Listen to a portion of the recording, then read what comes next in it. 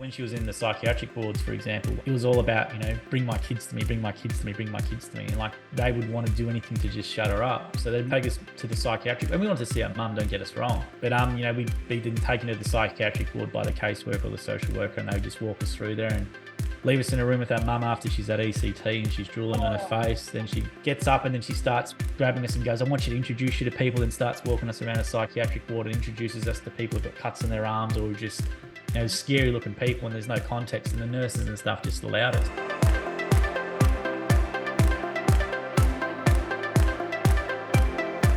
Welcome to another episode of Stories of Hope Worldwide. I'm Kerry Atherton and I'm your host, and today's guest is Joel Kleber.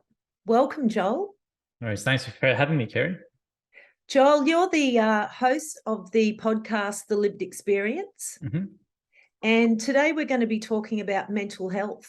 And 1 in 5, the statistics are that 1 in 5 struggle with mental health.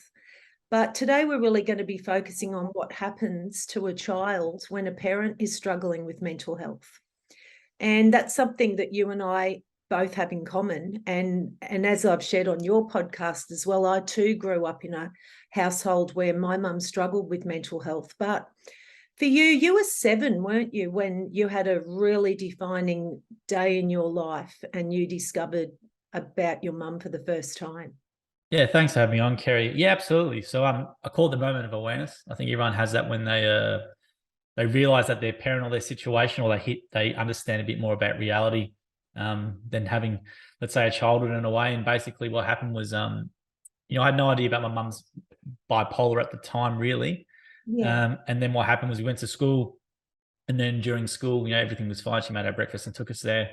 And then basically, I think it was the principal came to the classroom with a couple of police and basically pulled me out to the principal's office, which wasn't a bad time. Getting pulled out of class by 2 police does a pretty good thing for your reputation when you're a young kid. But basically sat me down in the office and said, your mum's in hospital and you're going to have to go with the 2 policemen. And you sort of think, well, what's wrong?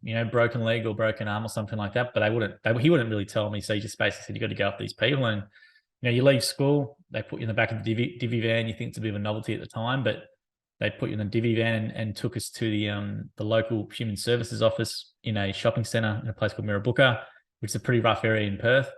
People will know if knowing Mirrabooka will know. And then you get took to this human services office with my younger sister. And then basically you're in there and you sit down and you still don't know what's going on. And then, this older gentleman, really old suit, the horseshoe haircut, some guy, not a really sort of friendly looking bloke for a kid. And then basically says, look, your mum's very unwell, because you've got no family over here, no one to take care of you. We've tried to make contact with your dad, but, he can't come back quickly. You have to go stay with this lady, which is pretty much it. And then Next thing you know, you're in this strange lady's house. It was in a suburb called Beachborough. It wasn't too far away from where we lived, but it felt like a mile away. So yeah, and then all of a sudden this lady's home as a foster carer, and that's pretty much it. We weren't really told what was wrong with our mum. And your reality changes like that. So you go to school with everything thinking it's okay, and then end of the day you're not at home. You're not in your bed. You're at some strange lady's house, and our dad was informed of it, but our dad was working in Saudi Arabia at the time, and it wasn't easy to just leave. You can't just leave Saudi Arabia straight away. So there was not much he could really do. At the time, we didn't know that. At the time, we think he didn't want to come back. So that was very hard. Yeah. But, in the space of a day, your reality and your worldview just completely shifts. And then from that moment on, I sort of thought, well, you sort of lose all your innocence and your naivety.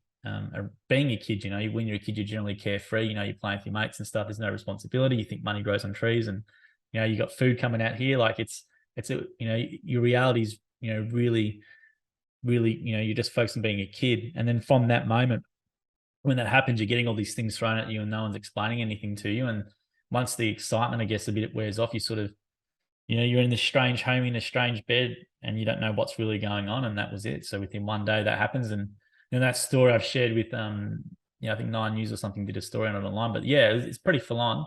And it's not something that I would think would be overly common, but to say that wouldn't have happened to people, I think it would have happened to a lot of people as well, similar situations like that. Well, we didn't talk about it, did we? And I guess you just think that what goes on in your house is normal. Mm, And sometimes, you're told to keep secrets. I mean, I don't ever think that my parents said, don't tell anyone that your mum drinks, but at the time I didn't realise my mum was an alcoholic when mm. she was locked in the bedroom every night and was showing displays of emotional deregulation. But you think you kind of don't. I didn't invite people home, and I kind of knew something wasn't right. But what about you? Looking back now, you can see the signs. I read that things weren't right, but at the time, you did you realise anything was wrong with your mum? Not really, because you're right on what you said. That's all we knew. We just knew her. Yeah. It wasn't until after she went to hospital the first time, then I realized she wasn't the same as other people. And I used to go to my friend's house a lot, and they used to have, the nuclear family of a mum and a dad. And, the dad would go to work and my mum would go to work as well sometimes, but it was more of a really nice environment. Whereas my place, when I look back on it, was pretty interesting. But you're right. I didn't know anything different about it. She never told us about her condition at all. She never tried to explain it at all. And she basically, once we did find out about it, or once we knew what was happening, she just basically said, don't tell anyone, don't tell anyone at school, and all Right. that sort of stuff. She was very embarrassed by it. But Yeah. in hindsight, it was a very selfish thing to do, because we know we were exposed to such a significant trauma at 7. And I've been told before that as well, there were incidents. So she was taken away in psychiatric wards and stuff before the age of 7. I just have clear memory of the one from 7. There were incidences before, like, my dad told me just after I was born, she was manic. She had this little Suzuki Mighty boy, and I was in the baby capsule in the seat, and she was driving somewhere and she flipped the car. Oh, And nearly pretty much these sorts of things. And then at the age of 4, she tried to commit suicide and was in a psychiatric ward and stuff like that. So these are things that happened before 7, but I don't have any real vivid memory of them. This is just stuff what people tell me. But the 7 one I bring up is because I do remember that very distinctly, and that's the sort of line in the sand. I go, well, I'm not a child anymore. I was more of an adult. So that was sort of the awakening moment. But yeah, no, nothing was told to me. I didn't know any of any difference. Like, my mum was a great mother to me, and really good household. We were very lucky at the time because this changed very quickly later on, which I'll get to. But my dad at the time, he was working in Saudi Arabia, and he was only home 2 weeks a year, but he was on really, really good money. So he had to work there because he couldn't get a job over here because he went to jail. So he had to go to Saudi Arabia and was basically working for the Saudi Telecom over there, making all the GSM networking stuff. So he was on really, really good money. But he was sending all that money back. And, we had a great lifestyle for a short time. But my mum's has no money management or awareness about anything. So she just spend it, all that sort of stuff. So, up and, we had a really good, middle income, sort of life up and, until that incident really happened. We yeah. didn't really know. There's nothing really indicating otherwise. But from what I talk to my dad now and to other family members and stuff, there's a lot of stuff that happened before 7. I look back and go, gee whiz, I'm very lucky. I was very lucky to be here. Yeah, absolutely. I'm just reflecting because I know exactly what you're talking about. Many days, were uncertain for me when I was younger as well. And I don't think we've mentioned the word yet, but we're talking about bipolar here, aren't we? Yes, bipolar disorder. So Yeah. she was type 1. So mum was more manic. Yeah. As she got older, she sort of tended to be a bit more depressed. But when she was well, she was a great mother. But when she got really unwell and when she went manic, it was full blown mania. It was very, very hard to bring her down. And every time she'd have to go to a psychiatric ward, she was always involuntary. She never went once voluntary. So it would always be a ambulance called or the police called. And that was really embarrassing when we were younger because we didn't have any family in Perth at the time, Yeah. which was silly by her because she's one of 11 brothers. She had 11. She's one of 11, so she had 10 brothers and sisters. Yeah. And because she wanted to make it on her own, she decided to leave Warrnambool, then go to Melbourne where she met my dad. But then because he went to jail and stuff, he couldn't get a job there. They had to go to Perth, which was a really silly decision because they knew she would get unwell and then she was isolated over here. So if something happened to her, you can't, he was over here and family's all over here. So our family didn't even know we were in foster homes and stuff until they ended up bringing us back when we were 12. They didn't even know we were in foster homes or she was in psychiatric wards and stuff like that. So, which they told me later. So we had this period where we probably could have been helped, but we weren't helped because I just didn't know about it. And that was because of her selfishness in reflection on in regards to her condition and being embarrassed, and she wanted to prove that she could run our household. But in hindsight, that was a very, very silly decision by her, and that put us at a lot of risk and a lot of traumatic situations, which I'm sure you went through as well, due to your parent not really putting you, or not speaking for your parents, but like for my mum, even though she thought she was putting us first all the time, she was very, very selfish in her actions upon reflection. Yeah. My dad told me when I was older that he used to go to work when we were little and not know if any of us would be alive when he came home. And I think how terrifying for him to go off to work each day like that, with living with that kind of uncertainty.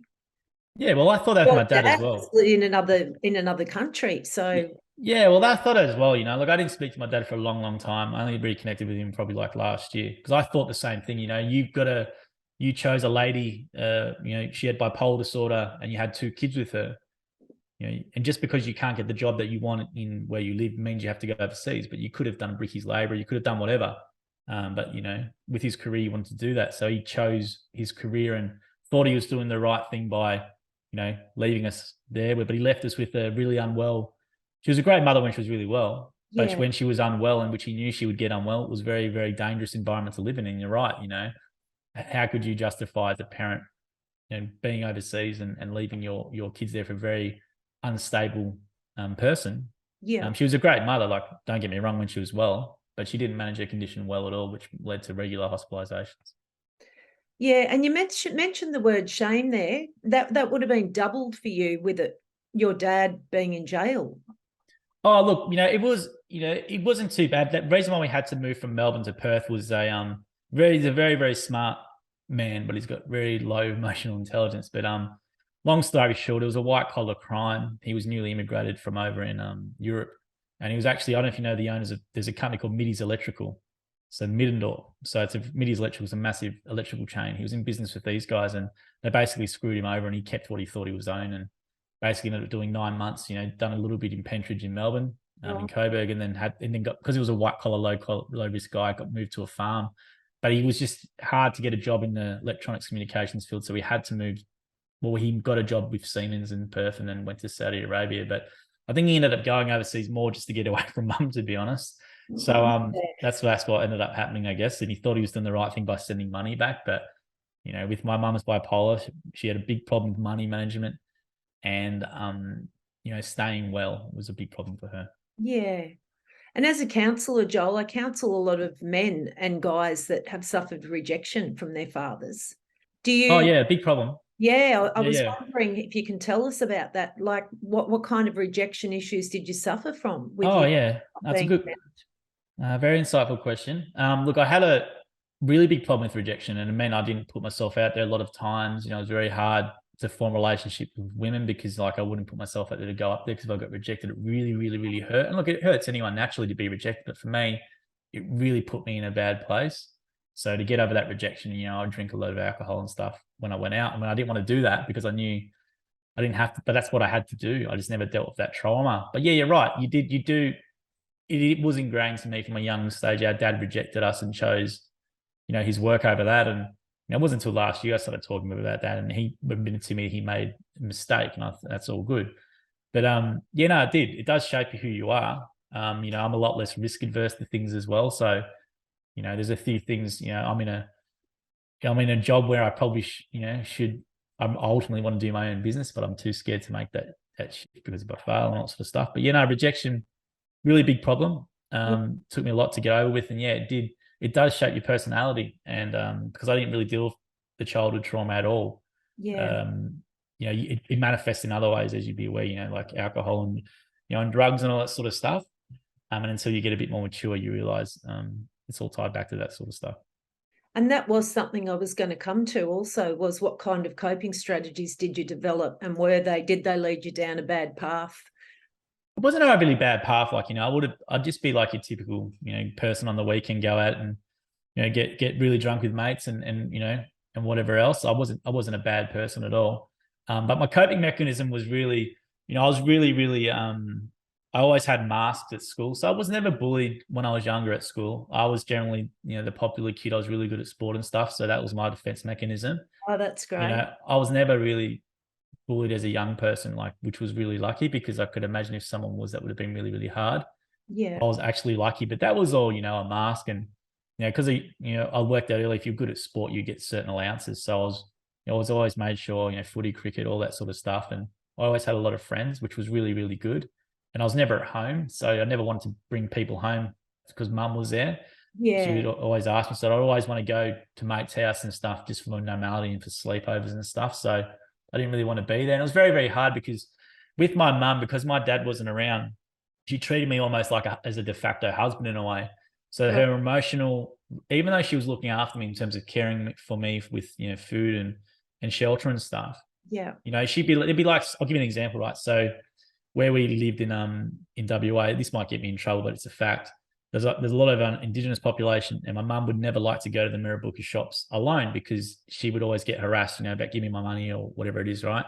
So she'd always used to say, "You've got to come with me and protect me." As a 10-year-old, what am I going to do against an adult? Nothing, right? So she used to make me 10 o'clock at night. I need to get money out.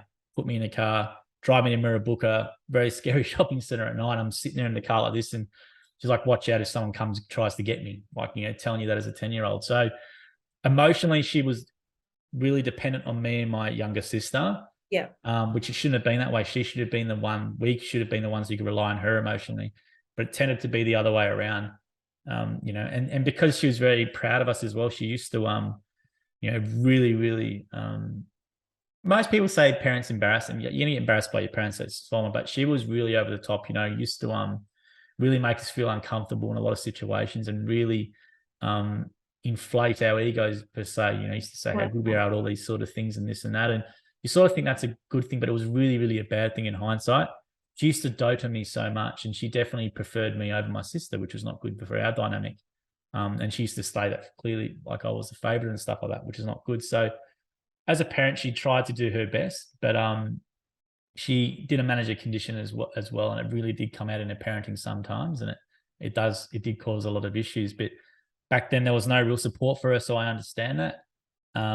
Even now, there are some supports in place with organisations who help kids and young carers, we would call them now. But there was nothing then. Like, even when mum was in psychiatric wards and stuff, they never offered us any counselling and stuff. So it was very, looking back now, it was very very traumatic and very interesting times. Yeah, you're right. There wasn't a lot of support back then. And I remember, now I think if only I'd had someone to talk to at school. And, I often say that people usually have a safe haven at home or at school.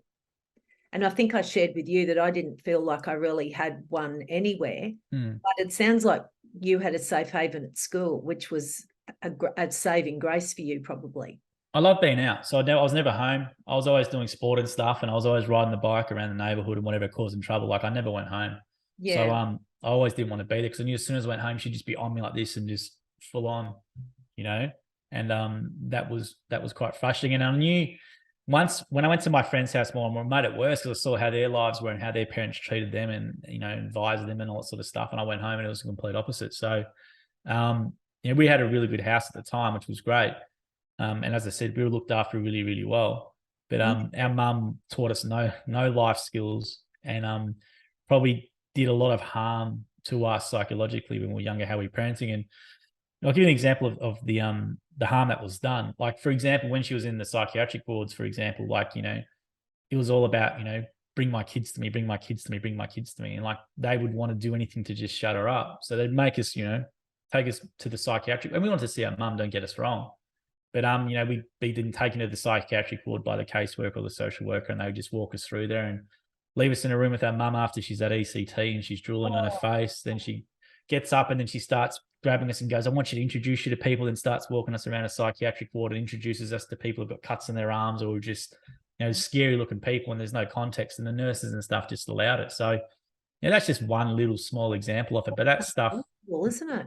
It is, but that stuff is really that's just one small example. I'm sure a lot of people went through that, but that was just what we went through, and you just expected to deal with it. We had no debriefing, no nothing as well.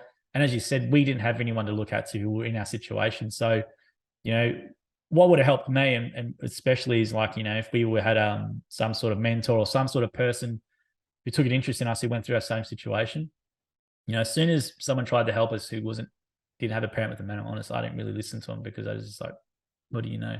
So, if we had someone who had that similar sort of situation to us, sort of mentor us or actually take an interest in our life and actually be a proper adult or parent, in some ways that would have really helped. Yeah. Yeah. And so you're thrust into this at 7. All of a sudden, it's gone from childhood to fight for survival. As you're in and out of foster homes, was there an inner vow that you told yourself back then about how you were going to, which enabled you to get through life?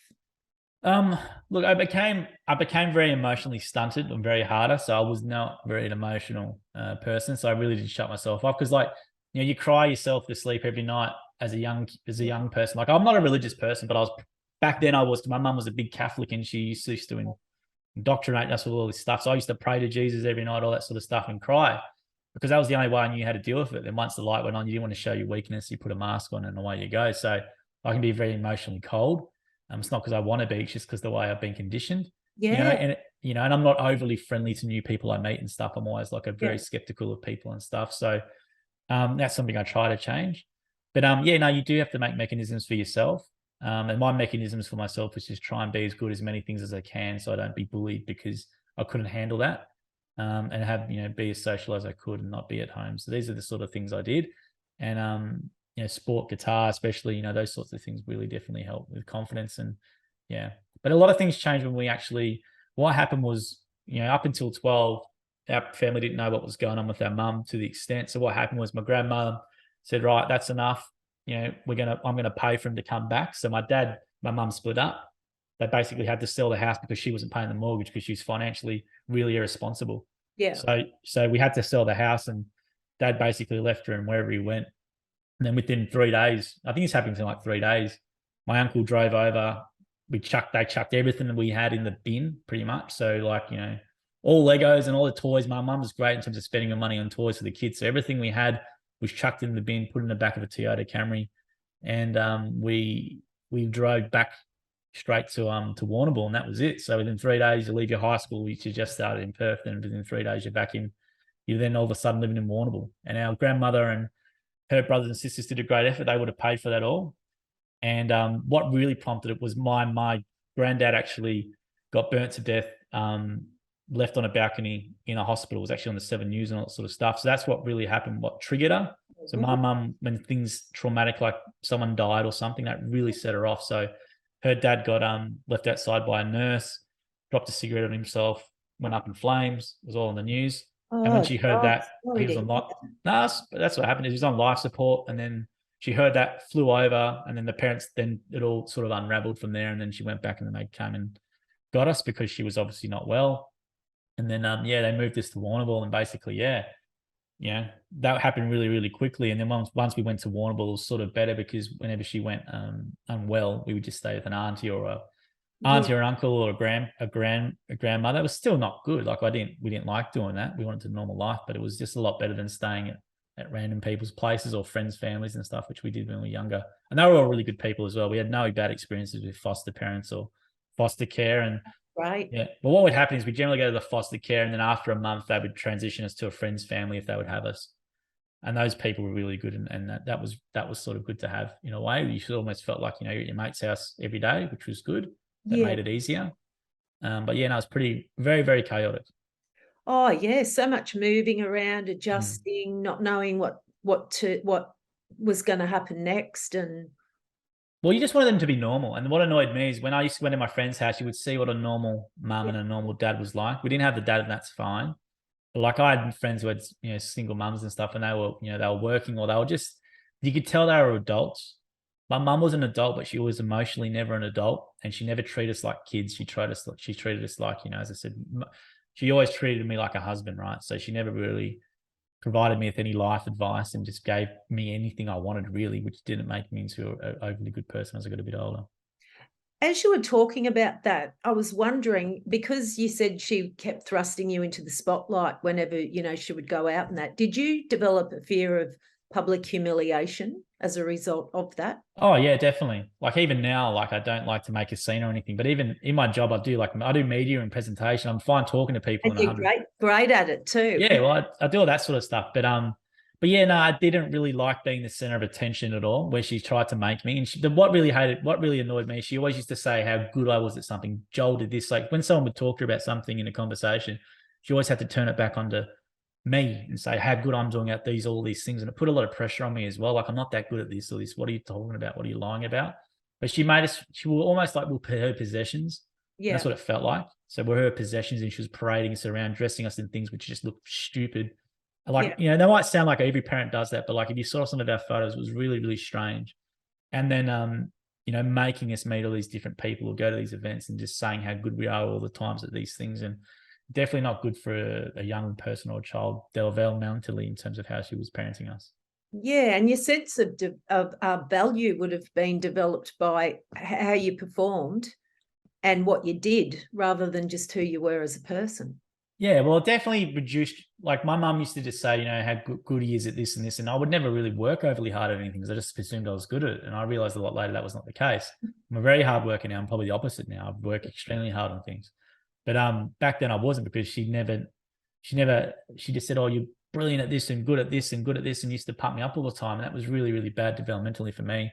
As I got older, I've always been, I always just coasted.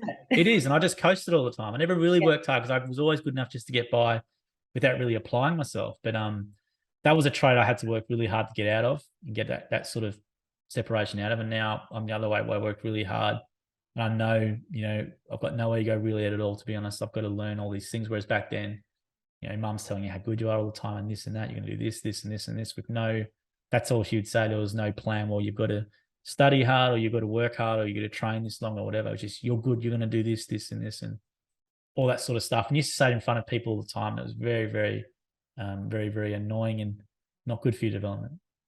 Well, you're an absolute inspiration. I mean, I've only met you like once, and we're friends on, you know, different social media platforms now and that. But just watching what you do and like hearing your story of where you came from, you know, and the childhood that you were brought up in, I think it's really amazing what you're doing today, Joel. And I love your podcasts, and I just love your mission.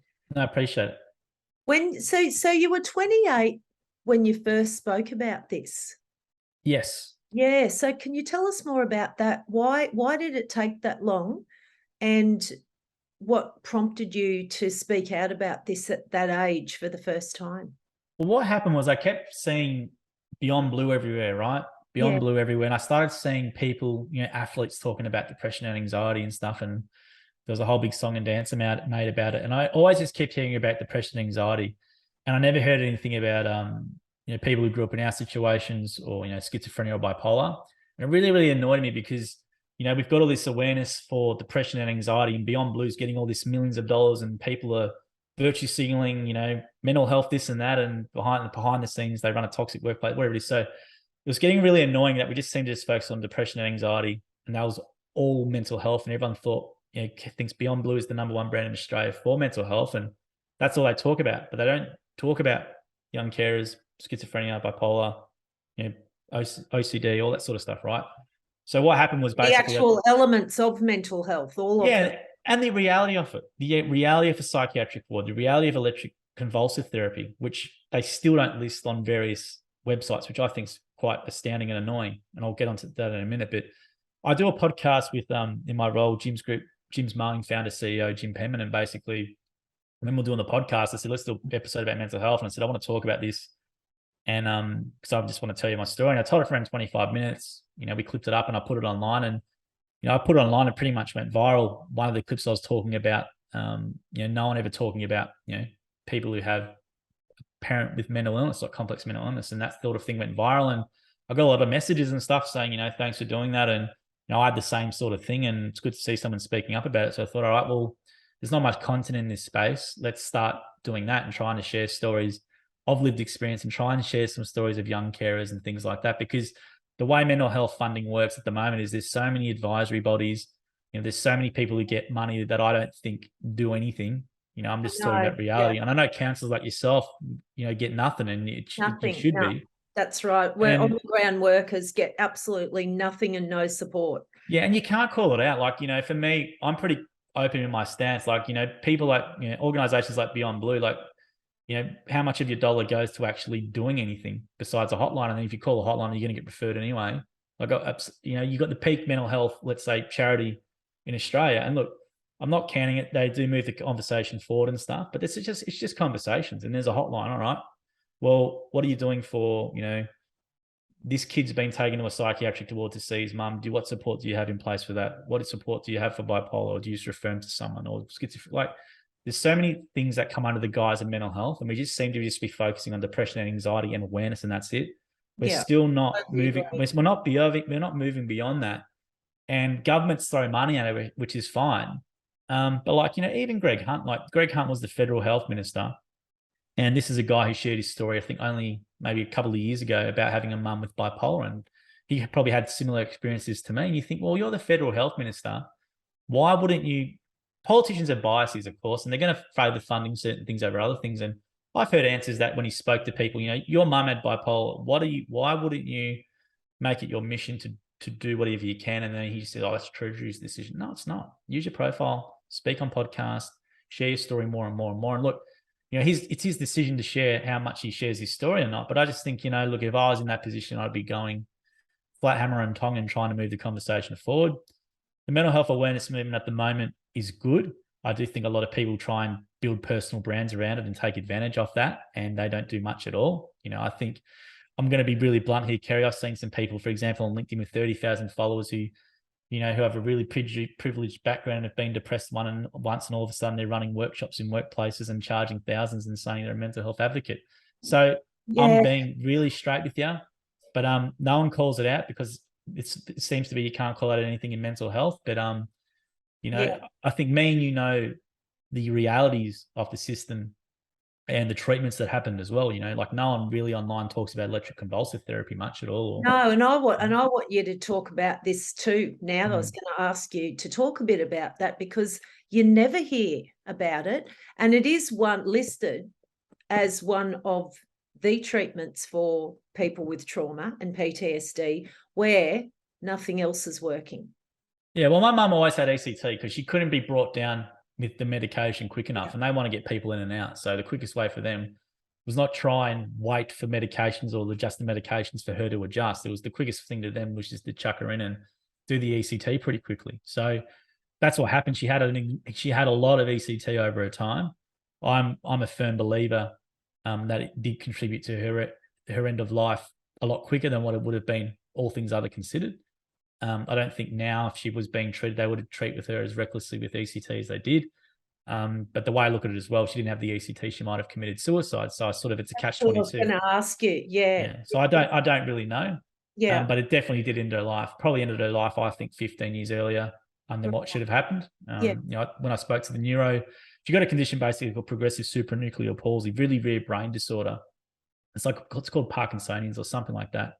And we didn't know what it was. And then 6 months she got diagnosed with it. And then within 6 months she passed away. And I said to the neuroscientist or whatever he was, basically he didn't know her medical history, which I thought was astounding. But once I told him the history, he said, well, yeah, that's definitely her bipolar and deterioration of the brain atrophy of the times contributed, and that's what's brought it on.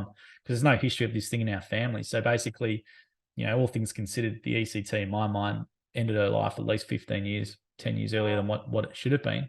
Yeah. But as I said, I don't hold it against that, because if she didn't have it, she might have committed suicide, or she might have, they weren't going to keep her in there for 8 months to adjust medications to try and bring her down with that method. It's just the reality of it. So. Yeah. When you weigh it up like that, there's a real fine line, isn't there? Because there are these extreme treatments. And a lot of people are asking me for my opinion as an addiction specialist on psychedelic assisted treatment now. And I've got my own thoughts. But the thing is, if you weigh up somebody that's struggling with extreme trauma and PTSD, and they are going to end their life if they don't find a treatment, and then they find a treatment and it does prolong their life and give them some semblance of a satisfactory and happy life, then there's a real fine line, isn't there? Yeah, look, it is. And and that condition she had was really, really rare. But saying that, like even up until her death, there was 4 weeks before she passed away, she was made palliative, and the psychiatrist was still trying to, adjust medication, and basically I ended up having to crack him and saying stopping it because she's palliative. Like, why do I care if she goes manic or not? Like, she can't move. So they were trying to, even like a week and a half, inject her with like medicine, and I basically had to pull rank, and was pretty terse with them. So it's one of those things. But like, I'll give you an example. Like Black Dog Institute, if you look at bipolar and the treatments for bipolar, they don't have ECT listed, for example. And it's not mentioned anywhere else, and you don't really see much stuff around it. But there are various Facebook groups with people who are really against it. I still think, in the future, in 20, 30 years' time, it's going to be interesting to see what comes out with ECT. Will people be held accountable for it?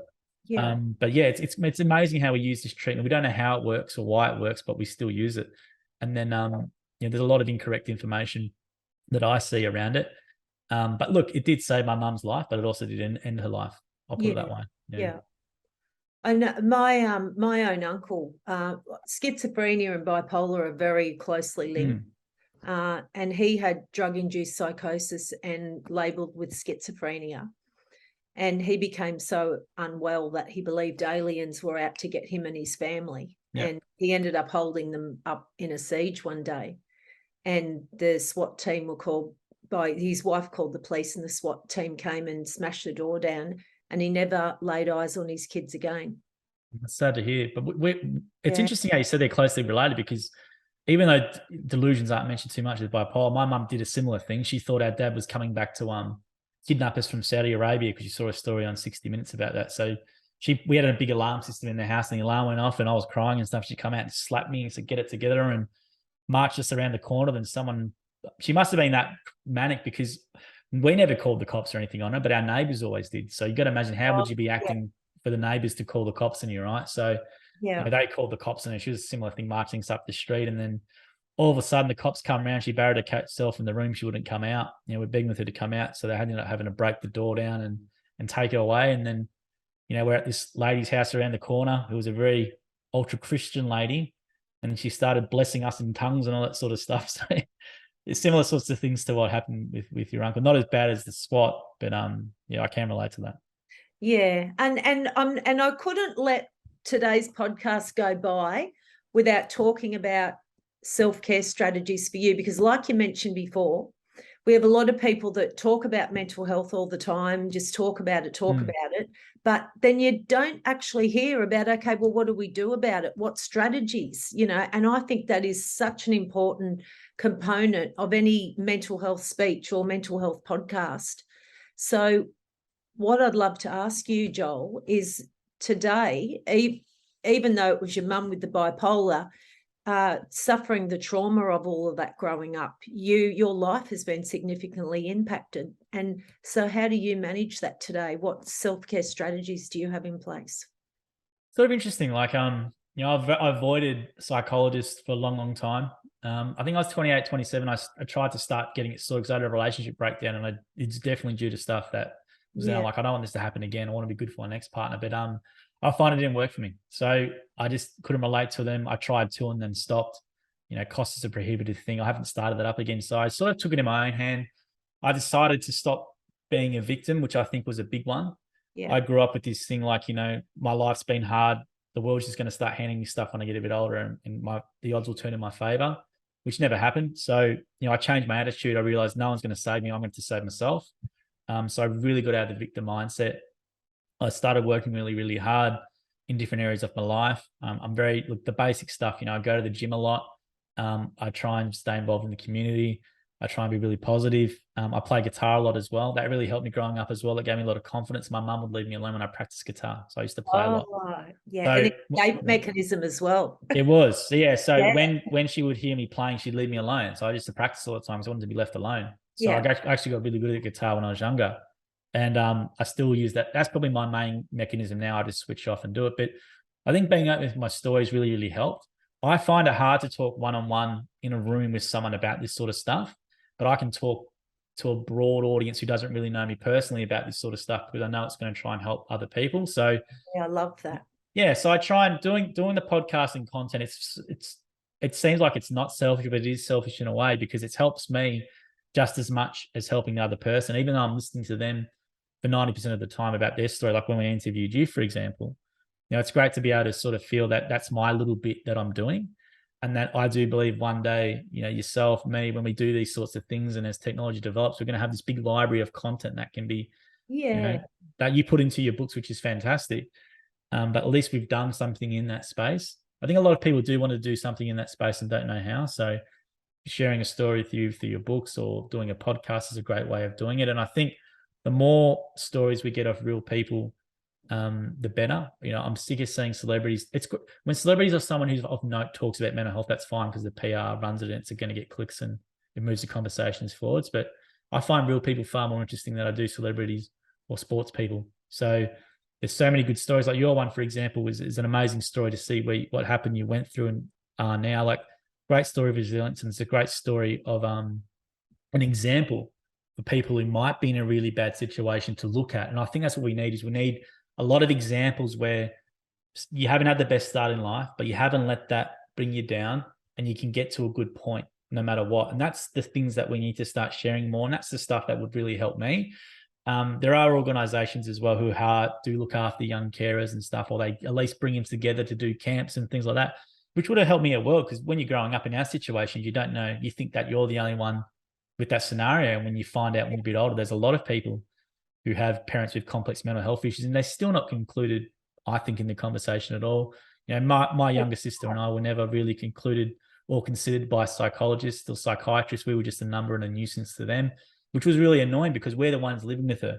So the decisions that a psychiatrist had made regarding treatment for our mum, which affected her brain, we're the ones had to deal with her. If you let her out early and she's still not that well, we're the ones that are at risk.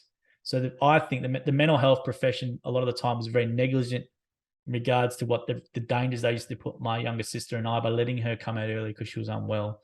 Or when she was getting unwell, we'd tell the hospital, hey, she's getting unwell. Can you take her before she gets real full-blown manic? Or no, we have to wait to get she's really unwell. So then she goes and kills, she goes and kills herself or, puts us in danger or whatever. Who's responsible for that? So this is the stuff that I'm saying to you right now. You never ever see spoken about in the mainstream or general. You might see a book or two which is written about it, but this is the real crux of stuff with mental health. And you think about the family, how much we're affected by a person with a complex mental health issue, right? It affects the whole family. So my mum was one of 11. It affects all of them around it, and it affects so many people, right? Yet we're never really considered or we're an afterthought in terms of how the psychiatrists especially or the psychologists would treat us, which I still hold a lot of resentment to. It's been one of the main reasons why I found self-care in regards to getting myself help with therapy or with counseling or something. I've always avoided because I've just still got really under chip on my shoulder towards the professionals because they were never professionals to me. So that's just from a self-care point of view. I say people should go and do things like talk to a counselor and stuff. Yeah. But for me, I don't, because I just don't feel as though I really need it anymore. Well, you have a good experience with the ones that you tried. And sometimes it does, we will say now, sometimes it takes people, like it does with medication, 3 or 4 times to actually find somebody that you can connect with. Yeah, it does, but it's expensive as well, Kerry. You've got to go and make an appointment, get your referral. Pay $180 or $200 or what it is. Like, it's an expensive exercise. And I think, well, that's if you're seeing a psychologist. If you're seeing a counsellor, it's a bit cheaper. It's cheaper. Yeah. Well, that might be the way I have to go. But what also helped me was letting go of a lot of anger. I had a heap of chip on my shoulders and anger from my childhood. And I found a big one was with my dad. So once I always hated him for a long, long time. I never spoke to him. Like, I didn't speak to him for like 20 something years. Like, he'd call me, I'd just say F off. Like, I was literally like, or I'd ask him for reasons why, or communicate via email just to get him. But recently last year, I just basically just let it go. I said, I forgive you. That's it. Bang. And then it made my life instantly better. I invited him over for Christmas last year. He stayed with me for 10 days. I haven't seen him for like, 20 something years. Wow, that's incredible. Yeah, but I just thought it was holding me back. So I think in regards to self-care, what can you do for yourself? Don't rely if you can get support and stuff, fantastic, do it. Yeah. But what can you do in your life to change your circumstances? Because you're responsible for your own mental well-being. I can say, I need to get help and stuff and blah, blah, blah. But until I take that action, I'm not doing anything. No one's going to come and save me. Once you realize no one's going to come and save you and you're responsible for your own life, regardless of whatever's happened to you, it was almost like a switch flipped in my head when I was in my mid-20s when this happened. I wasn't where I wanted to get in life. And my family was definitely cutting me off because I was just a jerk. And then I had that flip in my head. And since then, my life's been forever better. And it was just a mental shift. That's all it was. Self-care is my responsibility. I'm going to do it my way. I'm going to do different things. And my attitude will not be defined by that. And then as you get a bit more mature, you have a bit more perspective on things and you can start understanding, your mum better or decisions. And you let go of that resentment and anger. And once you let go of that, you move forward and all those. You're a victor then, not a victim. You're not in a victim mentality anymore once you let go of that. And I was in for a long time. And I can see a lot of people were. And that's half the reason for doing the podcast is to try and get that message out there that a lot of these people who I interview, like yourself and other people, have every right to be a victim. There are professional victims now, unfortunately. There's a lot of, it seems to be coming back in vogue that victim, if you're a professional victim, you can get, publicity or whatever. But you look at your situation, right? You had every right to go, and do that. Like seriously, if you told someone the circumstances and, you have every right to do it, but it doesn't get you anywhere. There's a lot of people worse than you. Having a bit more perspective was really, really helpful. Probably in terms of self-care, going on a bit here, but no, I love it. Good. Having maturity and perspective was what I just needed. I just matured later. Once I had the perspective and I could start empathizing with people's situations and how, and trying to really look at, well, why did my dad feel the need to go and take a high-paying job and get away from my mum? I understand that. She was very difficult to live with. Yeah. So I understand why he did that, Yeah. And with my mum as well, I don't hold anything against her.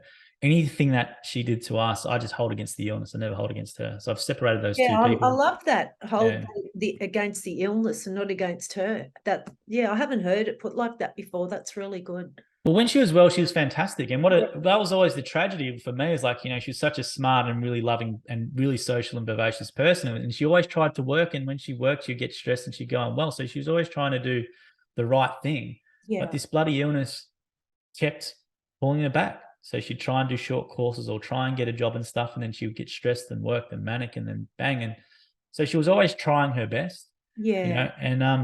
And that's the thing. Her trying was good enough. Me and my sister have turned out pretty well.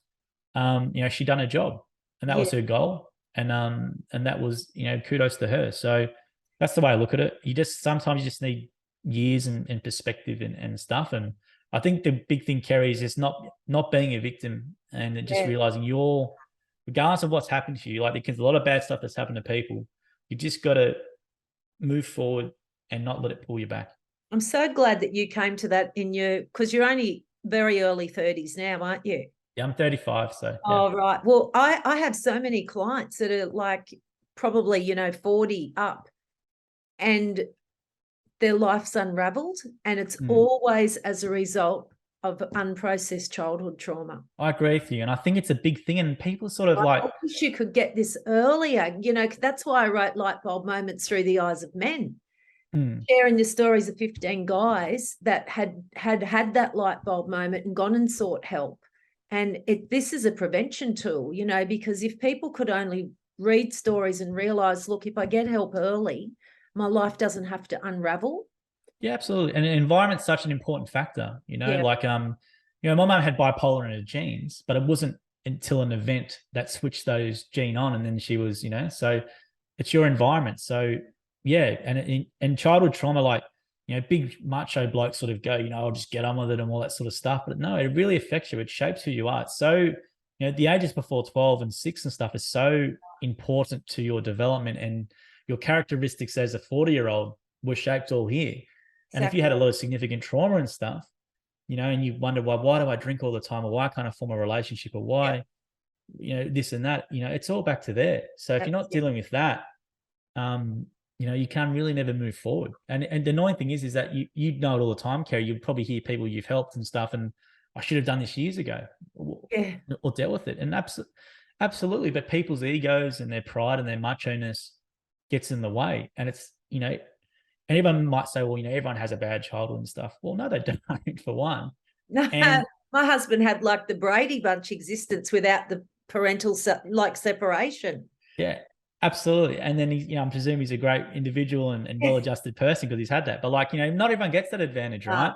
Yeah. And it is an advantage of having a nuclear family where there's a stable household. But men just need to get rid of their arrogance and their machiness, and if they have had those childhood traumas and stuff they're not dealing with, they're who they are. If they don't want to be that person who they are at the moment, go back and deal with it, and then reshape who you are, because you just can't move. Yeah, because the trauma has to go. The trauma is locked inside. It has to go somewhere, and if it's not dealt with, it's just going to spill out in anger and different places.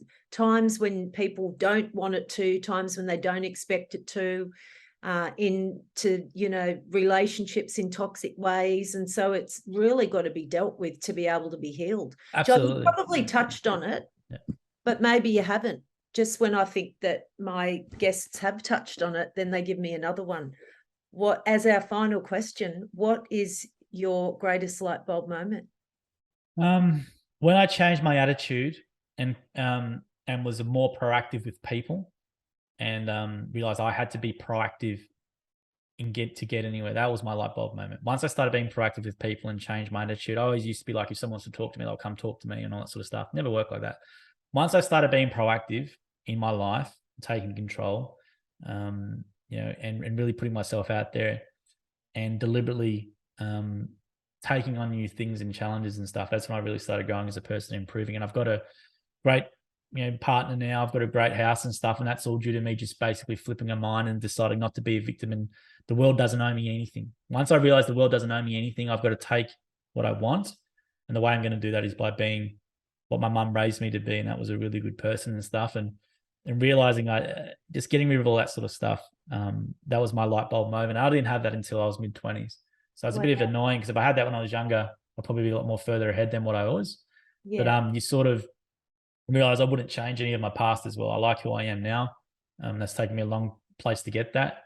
I'm in a really good situation, but that's all come down from me changing that victim mindset of deciding not to be a victim. The world owes me nothing. I need to be proactive here. And if I want my life to be the way I want it, I can't let this stuff hold me back. I'm just going to move forward and use that as fuel. All that trauma, like I can put up with a lot of crap because of all this stuff here. Like I can deal with really high stress work environment and stuff, because of that sort of stuff that happened to me. So trying to reframe my mindset around using that traumatic situation as fuel, as an experience as well, was my light bulb moment. Was just basically, the world doesn't owe me anything. I'm going to get out of life of what I put in. It sounds very generic and cliched, but my life changed tenfold once I had that mindset shift. That's great. And I usually ask people what their message for the world is, but I'm presuming that's your message for the world. Yes. Well, look, the message for the world is, regardless of what happens to you, like you can take control of your circumstance. There might be obviously exceptions to that rule, but no matter where you are, if you're not where you are in life, no one's coming to rescue you. And once you realize that, you're in fully control of your own life. If you want to lose weight, or if you want to get rid of, resolve this childhood trauma, you've got to take action. No one's coming to rescue you. Yeah. And once you do that and realize that in your head, your life dramatically improves. Joel, thank you so much. I mean, I could talk to you all day, and it's been some amazing insights today into mental health and what children go through, and like you said, how you can come out the other side. Thank you, Joel. Thanks, Kerry. Thanks for the opportunity.